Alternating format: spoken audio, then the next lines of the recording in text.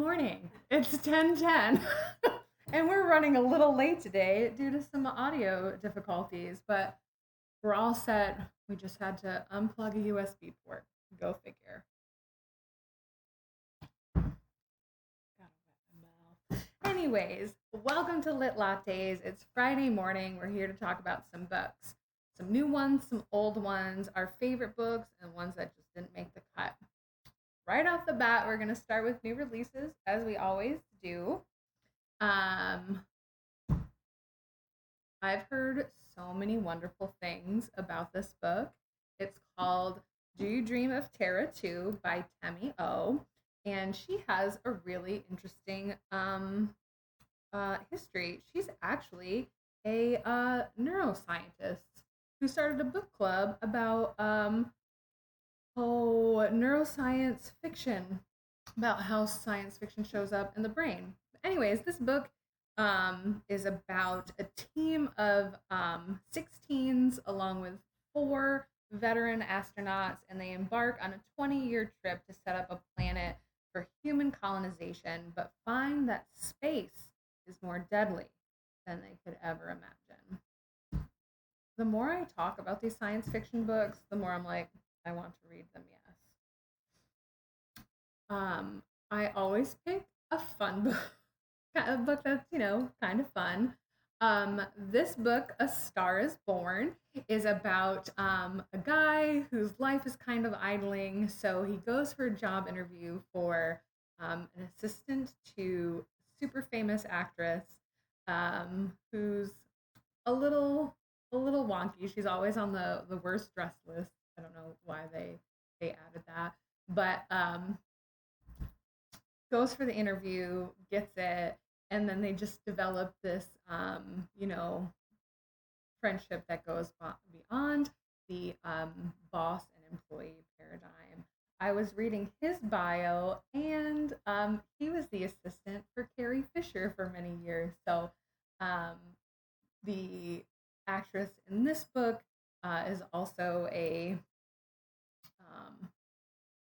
who played like a princess in a sci-fi movie. And when I read this, I was like, I bet this is about Carrie Fisher. It is fiction, but I think he pulled a lot from that. It's by Byron Lane, who's also a screenwriter. Oh, that was kind of fun.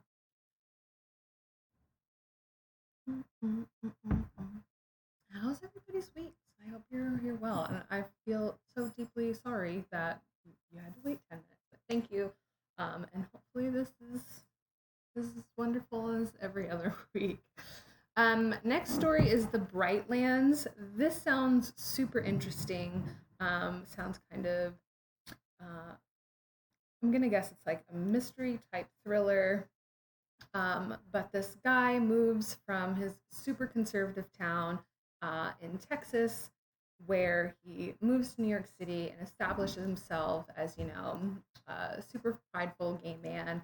And he returns back to his small town when his football player brother disappears. So there's an unlikely matchup, like team of him and the sheriff, and they just try to discover, obviously what happened to his brother while digging up some secrets that people are seriously committed to keeping secret. So this sounds like a good one. And I guess the Brightlands is like an urban legend, so somehow that is tied into this whole book, but it looks like a good one.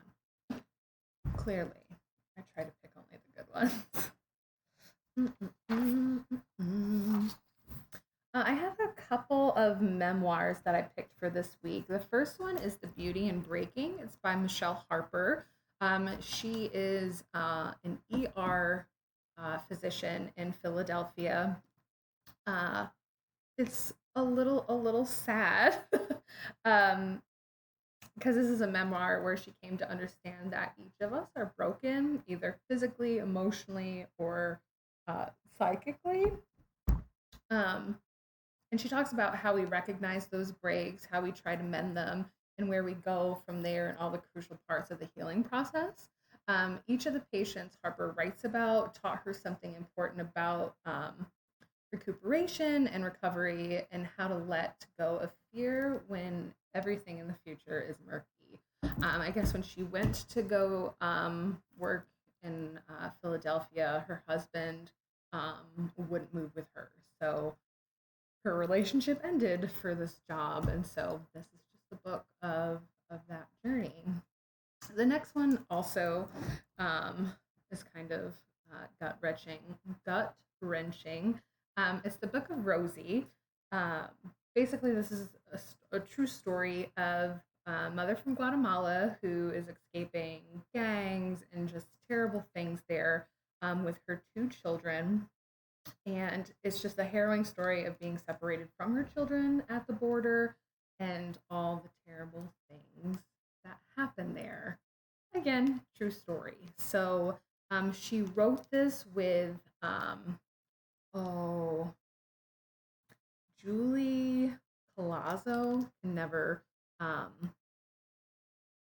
say names here, but she works with immigrant families and tries to, keep them together. So another really good one. You just want to be sad, but these stories are so important, especially now with a lot of misinformation or no information at all. So I highly recommend the Book of Rosie.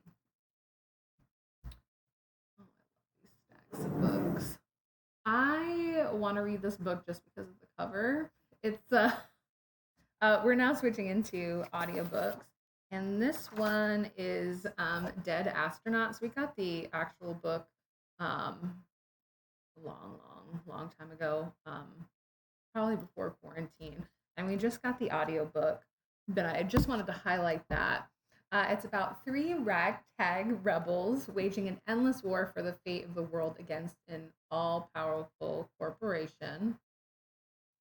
This is science fiction, and it might not be so science fiction-y. A raving madman who wanders the desert lost in the past, haunted by his own creation, an invisible monster whose name he has forgotten and whose purpose remains hidden.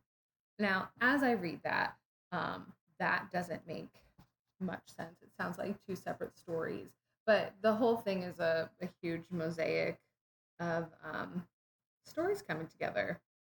Wow, that's really what it says on the back. I didn't really go off from that, but it looks fun, and the cover is super cool. I love all those bright colors. So you might have saw on my mug last week, I have a Frida mug, and this week we're going to talk about Frida in America. This is the first in-depth biography of her formative years when she moved to the United States as a young woman.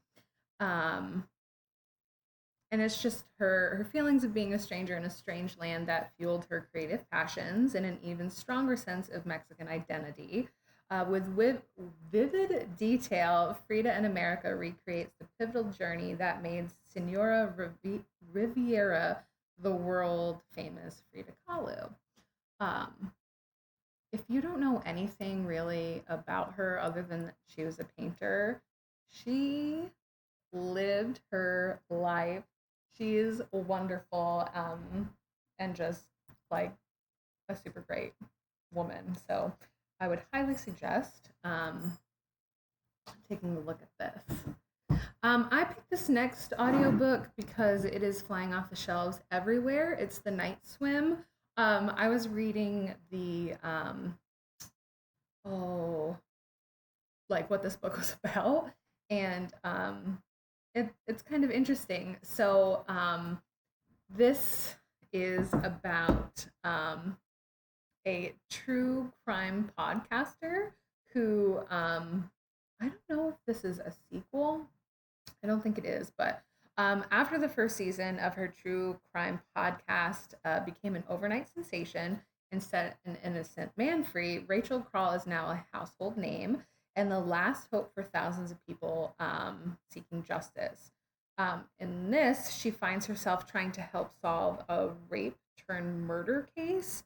It involves a high school swimmer and the sheriff's granddaughter, and she eventually drowns, and someone leaves a note on Rachel's car, implying that it was not an accident and that it was murder. So, The Night Swim sounds like a pretty good one.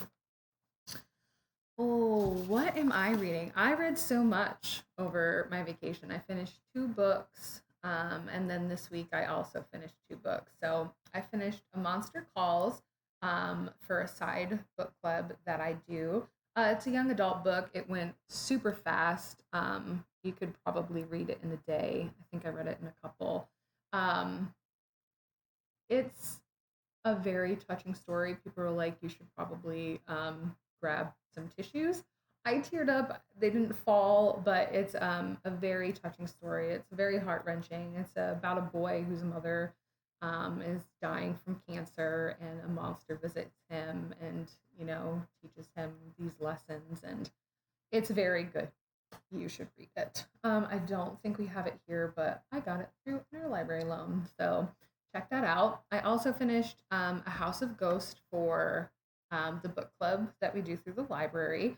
That was very good. It was another mystery that takes place during World War One, and it's kind of fun. There's seances and obviously a murder. It's a really good whodunit, but it's very well written, and I really enjoyed it. I think I gave it 4 stars on Goodreads.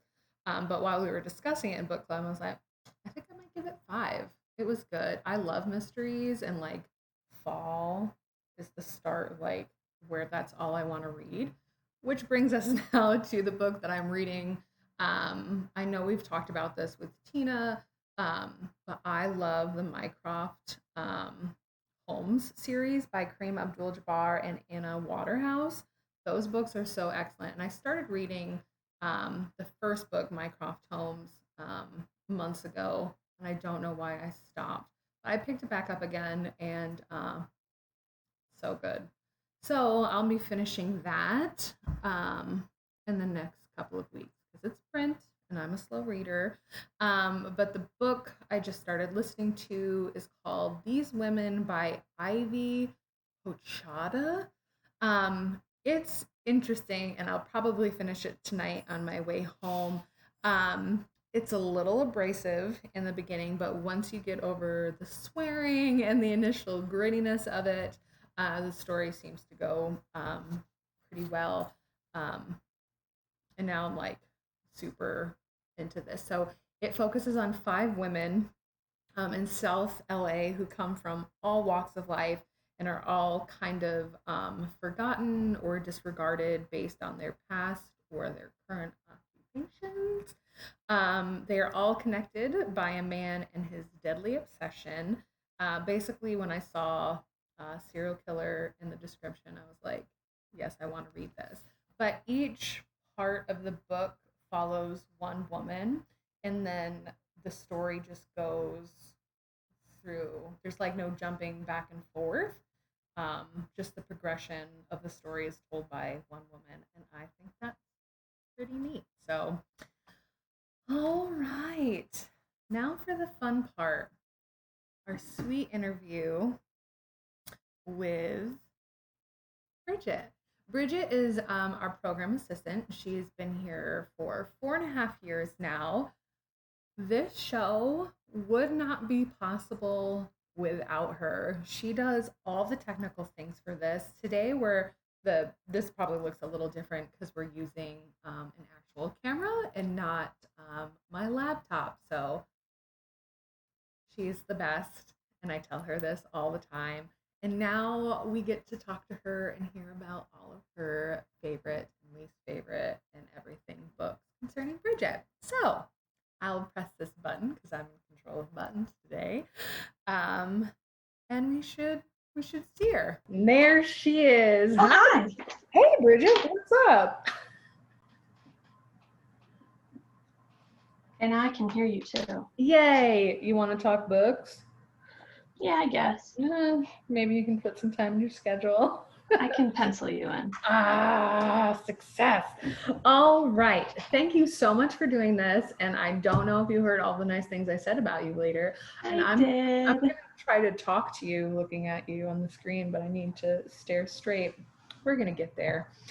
All right, let's just jump right in. What books did you like to read as a child? What did I like to read as a kid? Mm-hmm. A lot of stuff. A lot of fantasy. A lot of adventure stories. I decided, given recent events, I wasn't going to talk about a different Magic Kid story. I was going to talk about one of my other favorite Magic Kid stories, which is the Bartomius Trilogy by Jonathan Stroud. Nice. This is book 1, The Amulet of Samurai. As the name implies, there are only 3 of them. They are a really fun series that makes liberal use of, let's see if I can find an example page. We love examples. Makes liberal use of footnotes for the storytelling.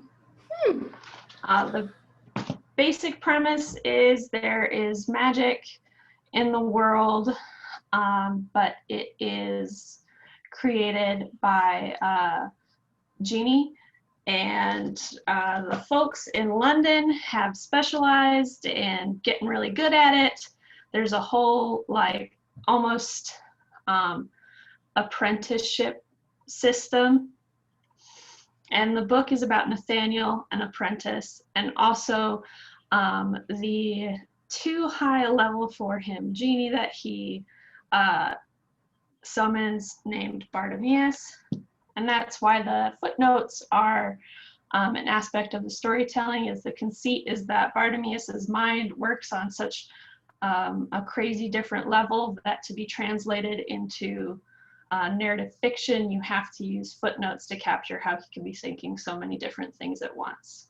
That's so wild. I'm like, when was the last time you picked up a fiction book and there were footnotes? And I think that's pretty much unheard of, right? I think there are a few, but it's definitely rarer. And as a kid, as like a tween, I really enjoyed this series. In later books, they introduce a female kind of co-main character who I think is really cool. And I just really enjoy the kind of grudging respect and partnership between Nathaniel and Bartomius, and then eventually between those two and Kitty, the later female co-main character. That's so fun. Is that the first book? Is that ours, or did you bring it? Yeah, this is ours, so you can pick it up. It's in the young adult section. I would say, it's pretty. I would think adults would enjoy it as well. You're not going to get like the same satisfaction as if you read War and Peace or something, but right. if you want like a fun read for a little bit, I would say give it a shot. I find myself just enjoying young adults more and more. Actually, I just started Six of Crows, and I like audiobook. I started listening to like the first couple of chapters, and I think that's a young adult book too. Yeah, right? That is. Yeah. So I think I was just reading John Green and just being disgusted because like that's not my jam, and then I just realized that all young adult books are not like that. So yeah, there are a lot of really great and creative things going on in young adult, and super creative. I'm not one of those adults who's like, I only read young adult, but I would definitely say like don't count it out.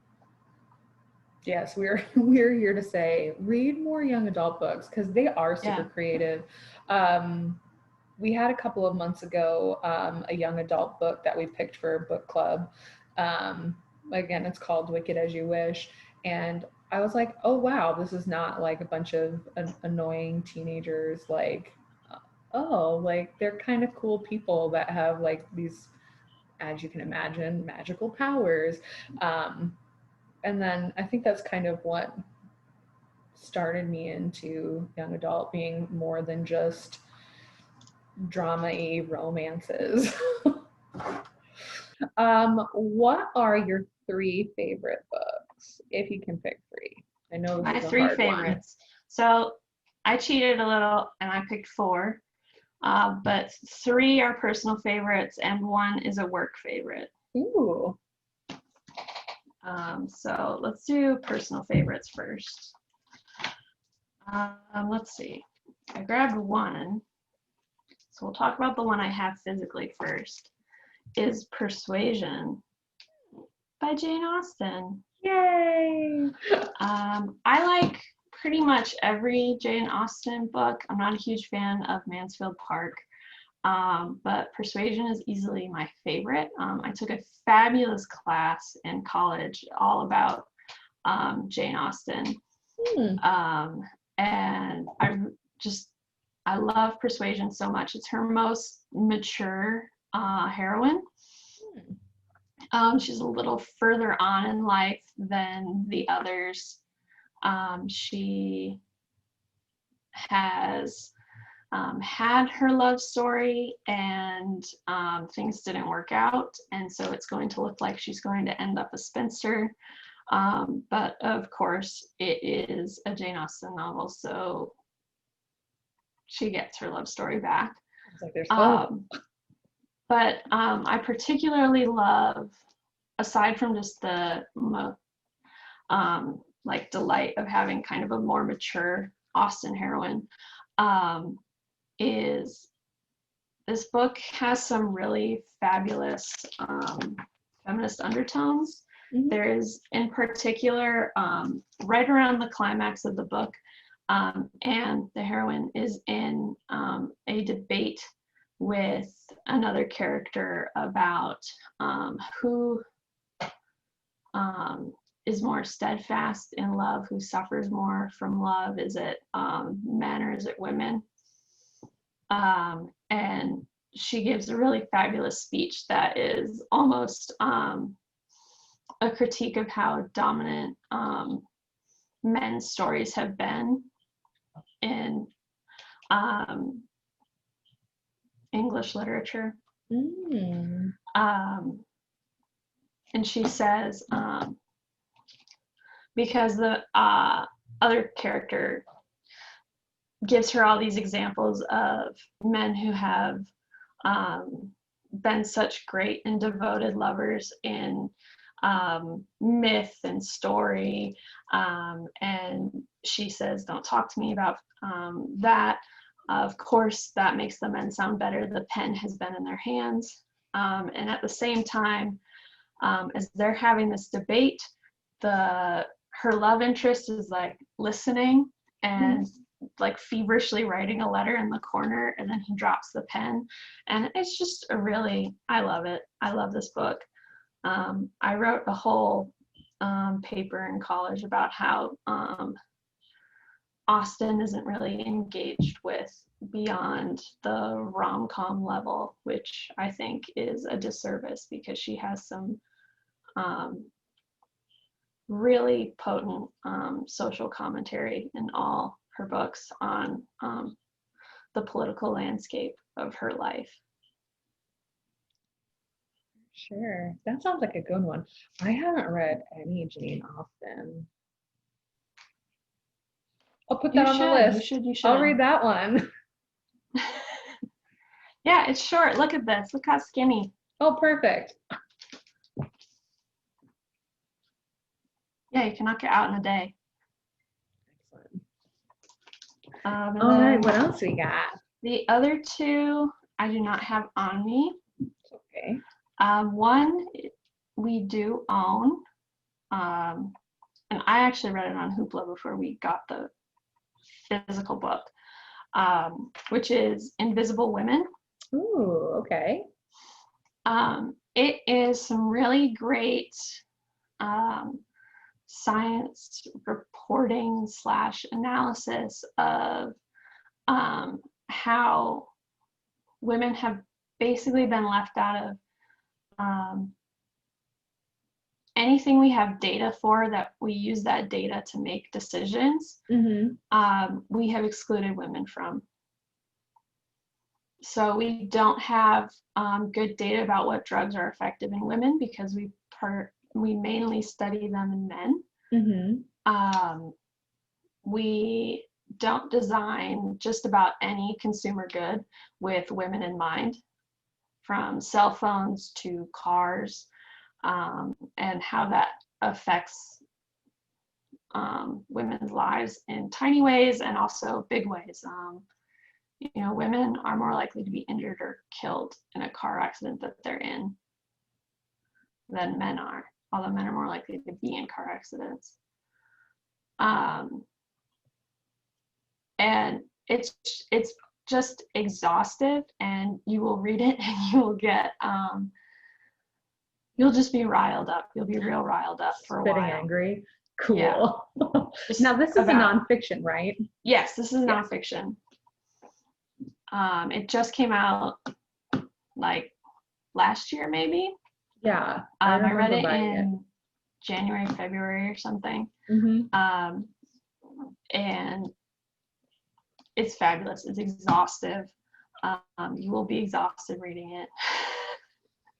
But important to know though, so yeah, pick it up.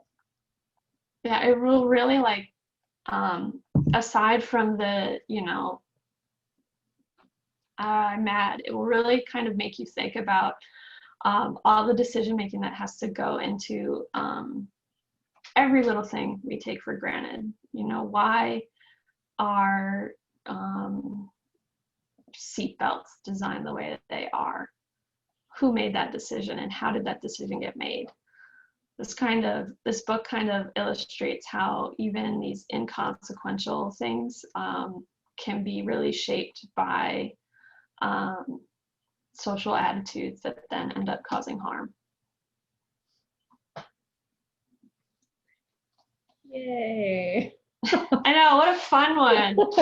And then my final book is Boots of Leather, Slippers of Gold.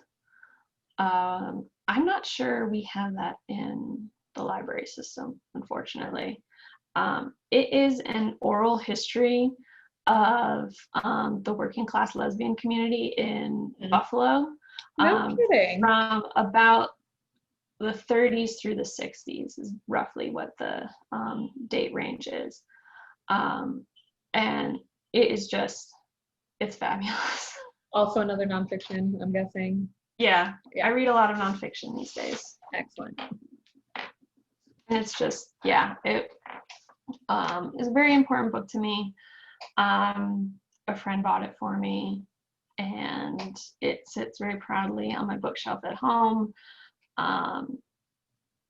It is just,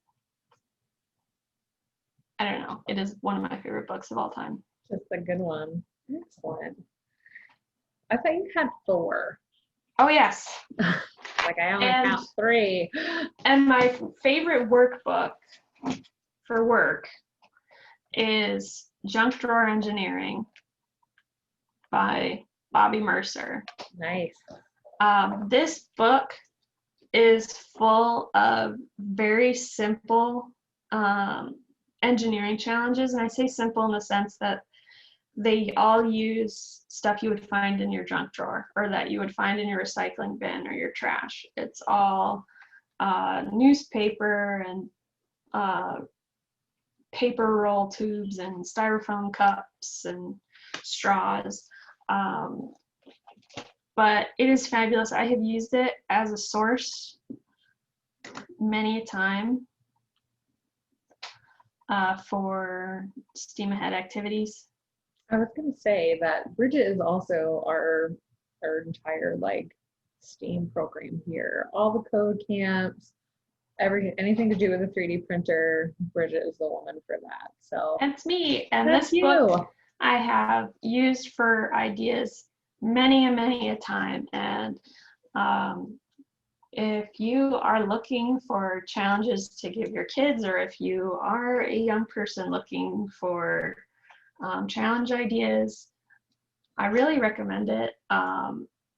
He does a great job of laying out age appropriate difficulty like settings. So he'll be like, for the little kids, probably just building it is enough. And for the middle school kids, maybe they can do this extra thing. And for the high school kids, let's talk about how they could calculate the force of whatever and blah, blah, blah.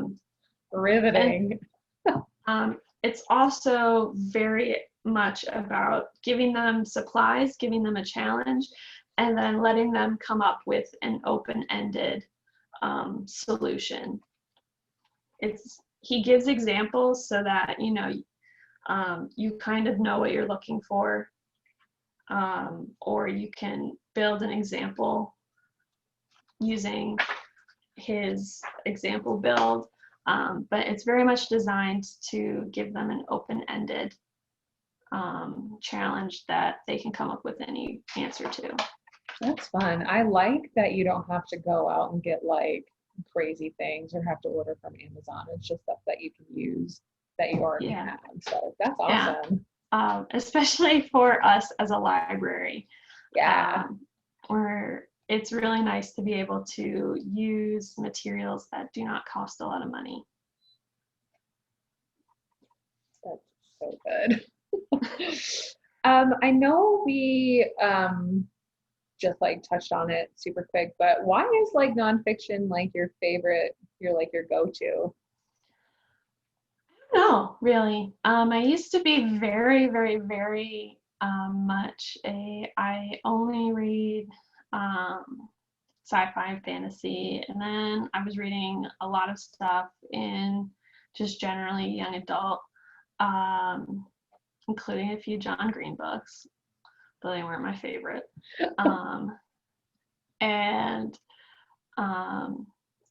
then, I don't know, in the last couple of years, I found myself, when I am reading, gravitating much more towards nonfiction. I'll read, a fiction book here and there, but often what spurs me to start reading something is I hear about a new nonfiction book that I'm interested in. And I don't know what the change is. Maybe it's like just what I need in these couple of years, and then in another 2 years I'll get really into mysteries or something. Yes. Come to me for your book rec. But right now it is nonfiction with a little bit of fiction sprinkled in. Nice. What book or books did you not like, that you hated, that you either forced yourself to finish or just couldn't get past a couple of chapters? Are there any? Yes.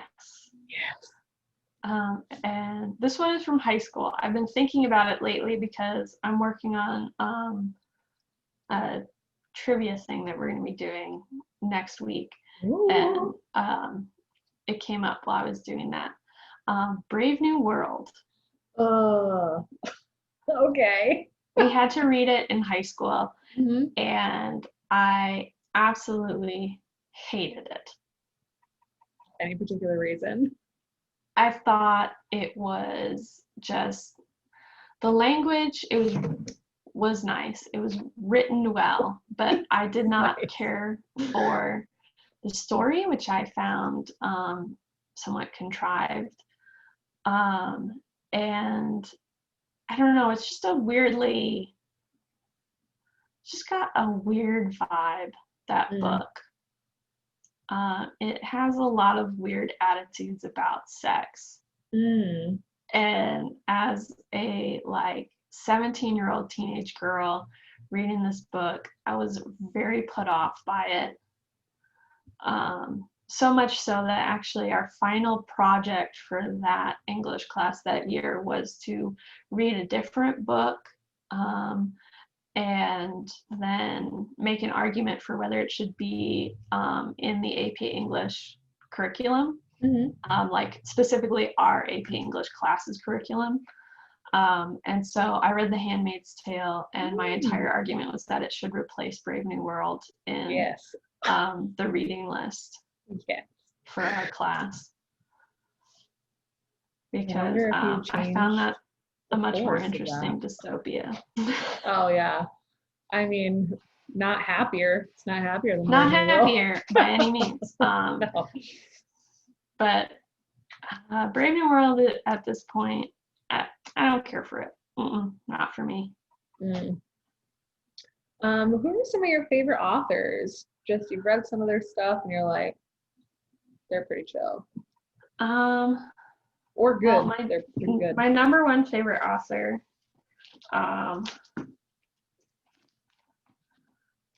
this person right here. Oh, which that's full disclosure, so sweet. I am married to. Oh, that's. I believe in love again. Yes, Tori Curtis, science fiction and fantasy author. She writes mainly gay and trans science fiction and fantasy. This is her novel that came out a couple years ago. She's got a few short stories published. If you're looking for her in the library system, you can also find her in 2018 or 2019? The year's best trans science fiction. Ooh, She's got a story in there called You Inside Me, which is fabulous. Obviously, I'm biased though. Yeah. Other favorite authors, Jane Austen. I really like Mary Oliver's poetry. But otherwise, I'm not a very author loyal person. Same. I will bounce around to whatever strikes my fancy. I'm not really like, I have to read everything written by this particular person. That's good. I feel like I'm turning into that type of person for Neil Gaiman. I love him so much. So anything I can get my hands on, I'm like, yes. And okay, ma'am, calm down. No, I will not. I get really excited because he does a lot of he reads a lot of his audiobooks, so I get to hear the writer read it. So oh yeah, I think that's pretty love neat. that. Yeah. I guess another favorite would be Terry Pratchett. Ooh, okay. Although I'm not like such a huge Discworld fan that I've read every single Discworld book. I read all the Tiffany Aching series, which is another magical kid book. And is really great. It's about a young witch who lives somewhere that they don't expect witches to come from. It kind of, the first book is the most juvenile of them.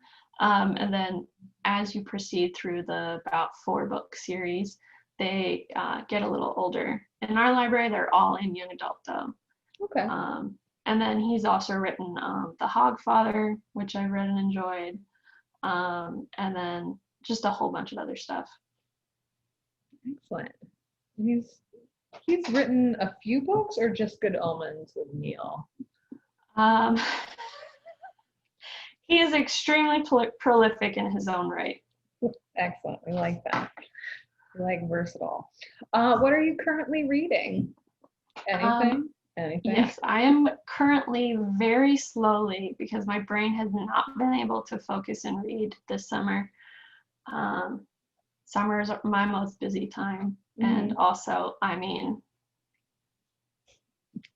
yes. But I have been very slowly since June working my way through The End of Policing by Alex S. Vitale. Ooh. Which is a book about how the scope of policing has consistently grown over the years, and how we can reverse that. Is that a book that we have, or? I'm not sure if we have it. I got it for free. The publisher was doing a promotion where you could get the ebook for free this June. Oh, nice. I'm not sure if we have it, but if we don't, maybe you should buy it. Okay. I absolutely can do that for sure. I know. When you finish this, what do you think you're gonna read? Do you have a next? I always do you make lists? Like Emily and I have made lists. I will occasionally be like, okay, I need to get organized and make a list, and then I'll make a Goodreads list or add a bunch of stuff to my shelf. And then some other book will come along and I'll read that anyway, and abandon the list completely. So I don't really have another book on deck. It will just happen when it happens. Thank you for your honesty. Oh, well, that is the end of our little interview. And now for our fun quiz. Oh boy. Thank you, Lex, for helping me last night as we were trying to hurry and get this script together. So I'll decide after the quiz if I thank her. It's kind of fun. So this week we're going to match the author with the ailment. So I'm gonna list off the author, and this is gonna be multiple choice. Thank God. Yes. Oh, that would be like a shot. There are a lot of ailments in this world. This would be a shot. It would be and go on forever. Okay, so our first author is John Milton. Sounds familiar? Can't think of what he's written. John who? Milton. Okay, Milton. Yes. Hey, that's who my hometown's named after. No kidding. Because it was Paradise Found, so some guy named it Milton. That's fun. Hi, Milton. All right. Did he A, have dementia, B, blindness, C, tuberculosis, or D, gout? Man, I don't know. I know, you're not going to know any of these. It's what's fun about it. Tuberculosis. No, he was blind. He was blind. Yeah, that's wild. Good for him. Good for him. Good job, buddy. Yeah, blindness. Jonathan Swift. Did he A, have gastrointestinal cancer, B, tuberculosis, C, scurvy, or D, dementia? The more I think about this, I'm like, this is the meanest quiz. This is so hard. So hard. You've been lobbing softballs and now you're like, let's guess gastrointestinal cancer from all those Irish babies. Dementia. He had dementia, which is like amazing. Good thing he got all of his workout, and maybe he didn't. Maybe. She had another author, and I cannot pronounce the name. So we're going to move on to Nathaniel Hawthorne. Nathaniel Hawthorne. Yes. Did he A, have typhus, B, epilepsy, C, gastrointestinal cancer, or D, anemia?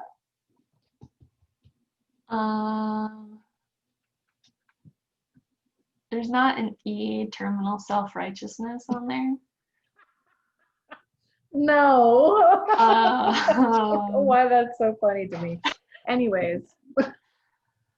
I don't know. Let's say epilepsy. I'm just guessing.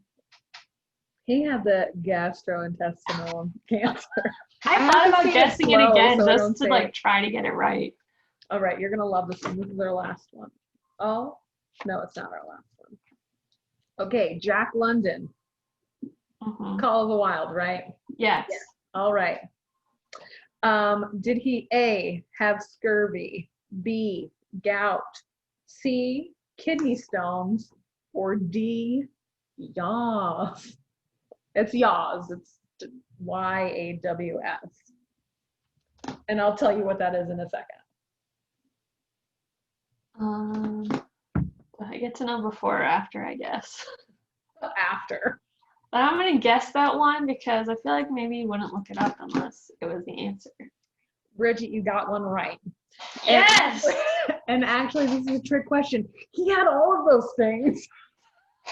You know what? That doesn't surprise me.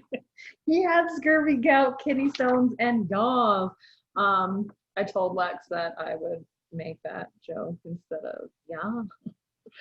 So yaws is a contagious disease of tropical countries caused by a bacteria that enters skin abrasions and gives rise to small crusted lesions, which may develop into deep ulcers. This show is about learning, and I'm happy. I'm happy that we can tell you about old-timey diseases. It might actually still be around, but never heard of it. Great, I love that for him. Good job, Jack. All right, last one. George Orwell. Did he A, have what? I said, Okay. Did he A, have pneumonia, B, gangrene, C, syphilis, or D, tuberculosis? Pneumonia. I don't know. Tuberculosis. It's kind of like the same thing. Pneumonia used to be called the winter fever, by the way. Learned that. The winter fever. The winter fever, which is an interesting name. Bridget, you did. I did terrible. You did decent. These are really, yeah. I didn't even know they had Listen. them, so you did great. You're thriving. Fail just means first attempt in learning. Yes. Oh, take that for the rest of your week. All right, this episode has gone on like 90,000 years, but we're going to end, as we always do, with This Week in History. We have a great big book of like dates and stuff like that. So this is kind of from last week, last Friday, but I liked it, so I'm taking it for this week. Okay, Tina. Yes. So August 21st, 1939 was the Alexandria Library sit-in. So Friday was the anniversary of that, where 5 young African-American men walked into the whites-only Alexandria Library and requested library cards. When they refused, they took books off the shelf and sat down to read. It's one of the earliest acts of civil disobedience in the U.S. civil rights movement. Cool. Here for it. August 21st was also Poets Day. Yay, Mary Oliver, right? Yeah. You said? I was going to shout that before, but I was like, I'll keep it to the end. Wednesday was Jorge Luis, I'm probably going to say his last name wrong, Borges? Did I get that? Did I get that right? Then we'll never know. We will, but just not now. So we have a ton of his books here, but he was a very influential Hispanic author and critic, poet, and librarian. He was actually the director of the National Library of the Argentine Republic from like 1955 to 1973. Last thing doesn't really have to do with books. Actually, it does. But 81 years ago this week, The Wizard of Oz was released. Oh my goodness. I love it.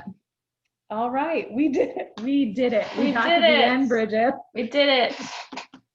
Next week will be infinitely better because I won't have to touch buttons. So yeah. You're welcome. I'm never asking Bridget to do anything like this again. Never guesting again. Never. Goodbye, everyone. Never It was nice again. to see you. We did it. Everyone have a great weekend, and we'll see you next Friday for probably a flawless episode. Bye.